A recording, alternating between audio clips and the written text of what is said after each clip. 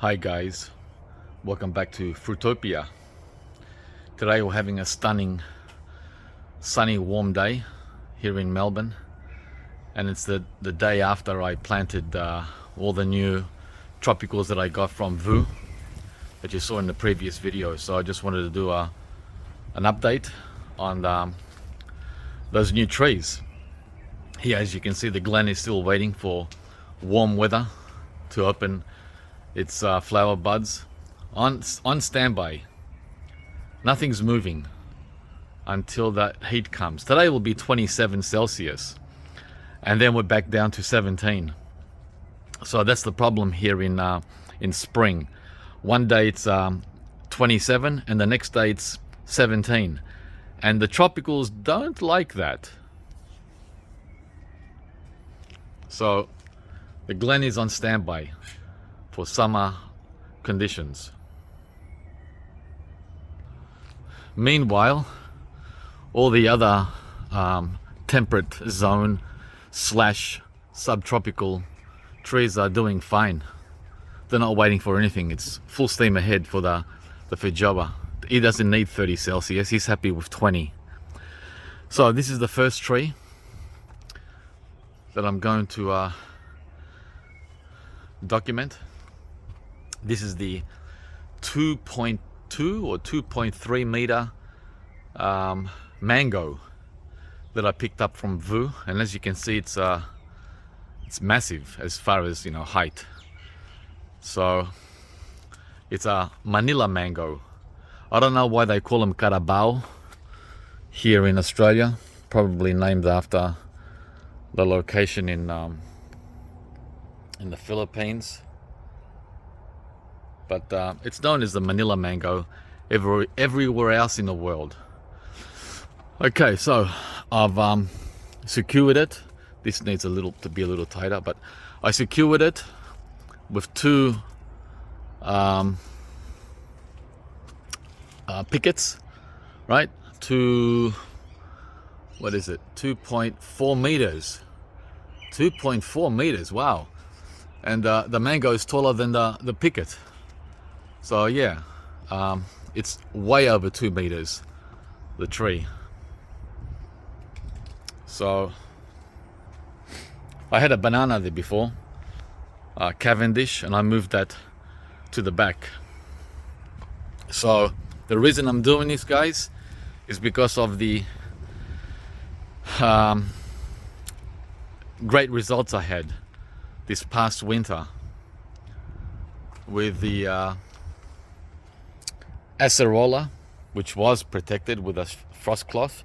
It didn't lose one leaf, which is amazing, right? 6 months of freezing cold. I've still got the what do you call them? The stakes in place. I haven't taken them out, just in case we got a shock freak freeze in October, which we have had in the past, not this year, but in prior years. Anything is possible in Melbourne. So that's the Manila mango carabao, and it's grafted. It's not a seedling, right? Yeah, it's grafted right there. You can see that right there. So I've given it 1, 2, 3 ties on these unshakable pickets. I've hammered them down 12 inches. They're not coming out, even in a storm, right? Okay. Oh, and every tree that I planted it in native soil. I'm not doing the mixes anymore, guys. I'm done with the mixes because I've had mixed results. Some trees don't mind and some do mind. I find the tropicals mind a lot with those mixes. Mixes meaning compost. I don't put compost into the hole anymore, right? The only thing I would trust would be sand. Sand would be the only medium I would trust in the hole. No, not compost. And here's the other mango from Vu, which survived the winter as well in this position along the fence. This one was not covered. I didn't cover this at all. But we had the mildest winter in 8 years. So that was just luck.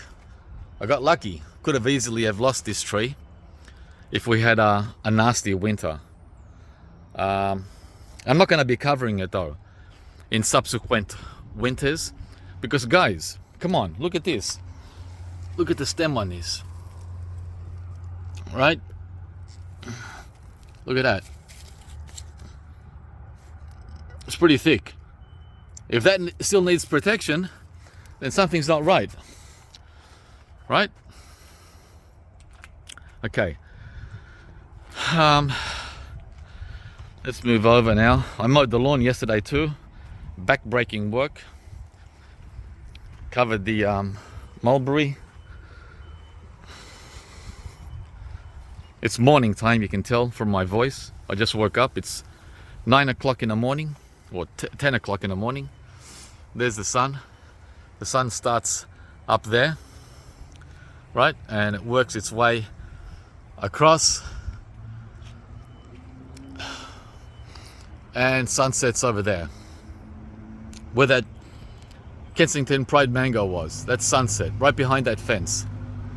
So anything along that fence there gets all day sun. All day sun. Okay. So this is what I did yesterday, guys. More back-breaking work. I planted the new trees.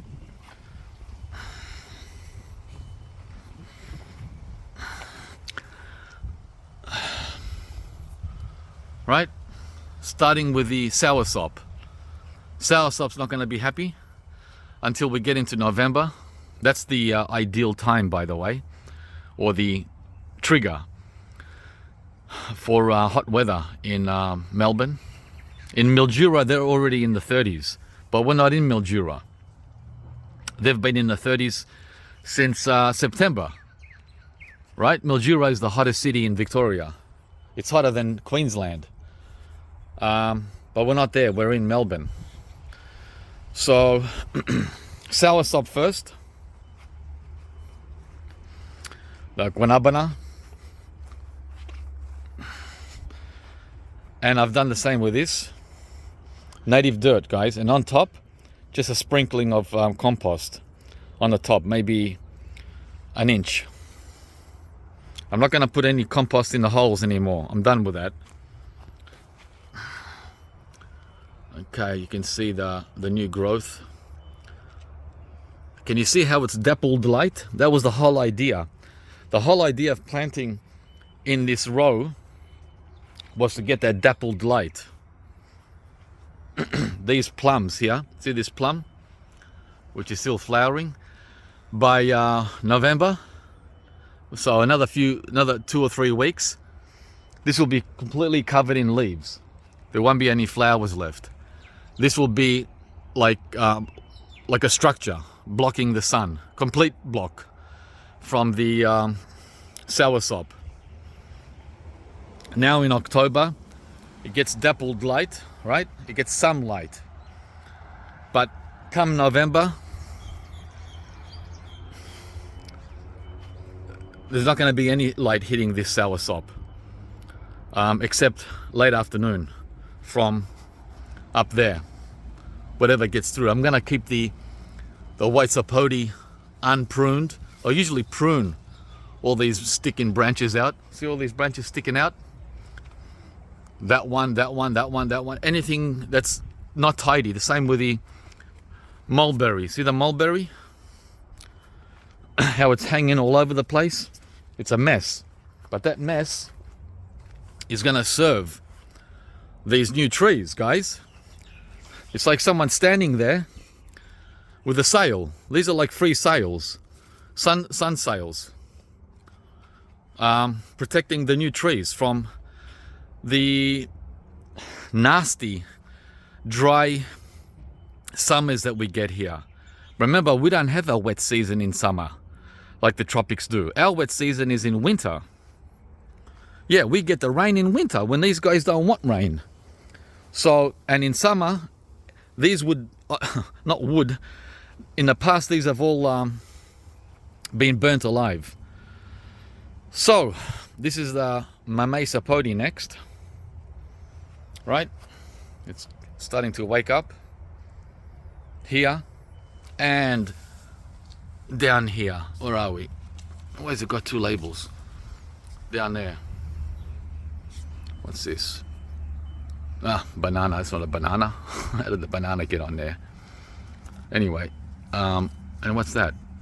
There it is. That's the proper label. Mamey. Right? So, these things here, these leaves, this jungle look or wild look is going to protect these young trees, right? And over time, you know, I'll prune accordingly, according to how the sun and how the light is falling on them. I'll monitor that every day over summer. But for now, I want them to get maximum sun protection. Next is the sapodia or chiku. I had this guy in the greenhouse all in the greenhouse, yeah, all winter, right? And I took him out a month ago when we had that warm spell in September, right? And yeah, so again, native soil only with half an inch of compost on top. That's it. That's what we're doing. That's how we're doing it now. No more putting dead matter, rotting matter in the hole. I've had bad experiences, guys. Some have worked and some haven't. I'm not going to risk it with these new trees. Next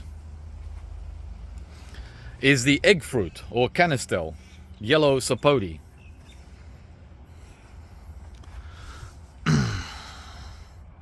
Which is looking pretty good. This is from Vu, this one. It's a new one. Whereas the sapodia, I had that for a whole year from Dailies. It's done very well. I'm surprised that it did so well in the greenhouse. So I planted this guy also in native soil. This soil here, that's my dirt there, by the way. What's my dirt like? It's like that. Loam. It's loamy soil with a little clay. There's the clay there, a little bit of clay. So it's 80% loam and 20% clay.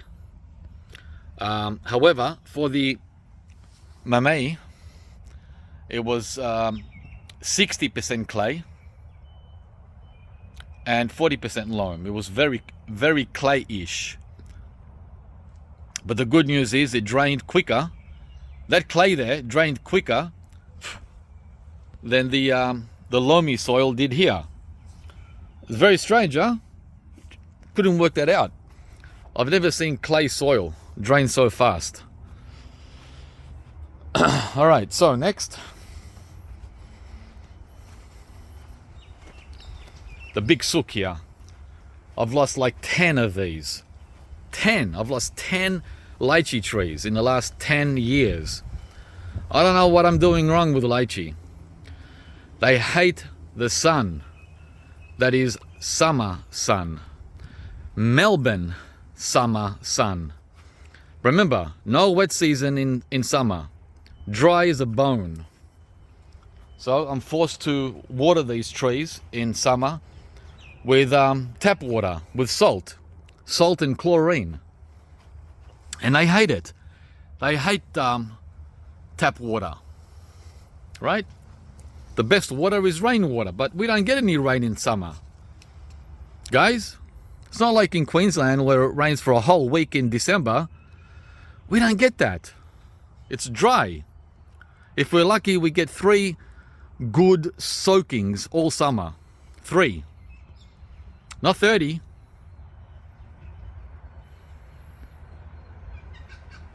So that's the lychee. And that's the taiso. Okay, and it's got a few flowers on it and fruit on it, right? But that's cheating. I didn't grow these. These came from the nursery in Queensland. They certainly didn't flower in Melbourne. No way, Jose. All right, so they're the 6 new trees that we planted. Oh my gosh, a lot of work. That was ball breaking. So Pomelo here, Namroy is waking up. It's going nuts. Love it. And the Grumichama. So yeah, it is possible to grow tropicals here. The white sapote, the Bowen mango, even though we haven't had any decent weather the whole month of October, it's coming to life, guys, without any heat. That's with crappy 15 to 17 Celsius every day. The Bowen is still happy, right? We haven't had any 25s and 27s and 30s at all for the whole month of October until today. Today is going to be that day. Today we're going to get 27. The first warm day all month. I also constructed these the last couple of days. Another back-breaking job. 1, 2, 3, 4 veggie beds, raised beds. That took me like 3-4 hours because I've never put one of these together, and I got the first one wrong and I had to redo it. Backbreaker.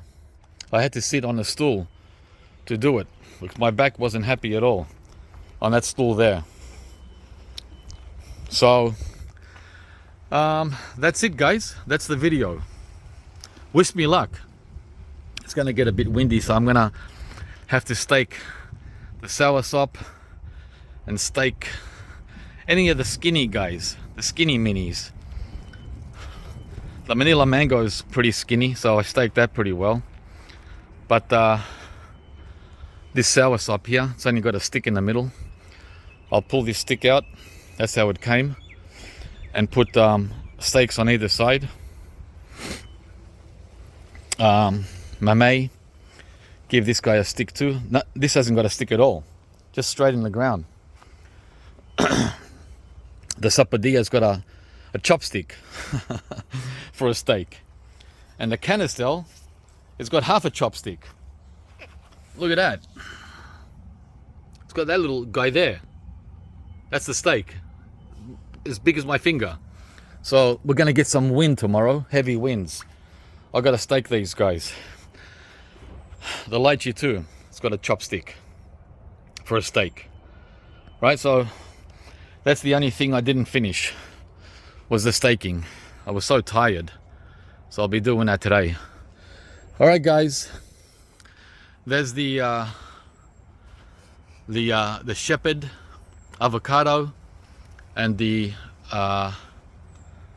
Dr. White cherry moya waking up with new growth.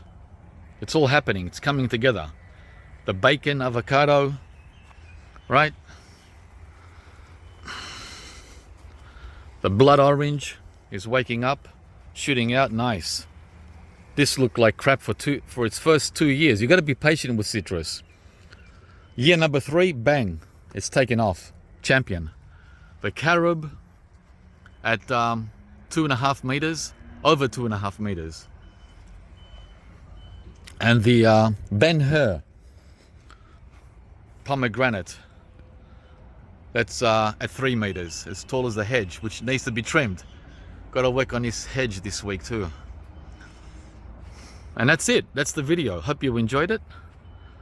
Sugarcane.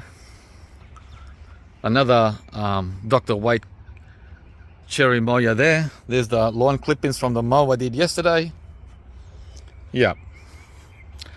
I know some of you said don't plant anything until November, but guys, I'm burning up. I'm burning up in this glorious heat. The sunshine today, beautiful. We're going to the beach today, Don't forget to check out our other channel where we document our visits to the beach and other places around Australia. Alright guys, please like the video if you enjoyed it, subscribe to the channel if you haven't, and we'll see you from the next video guys.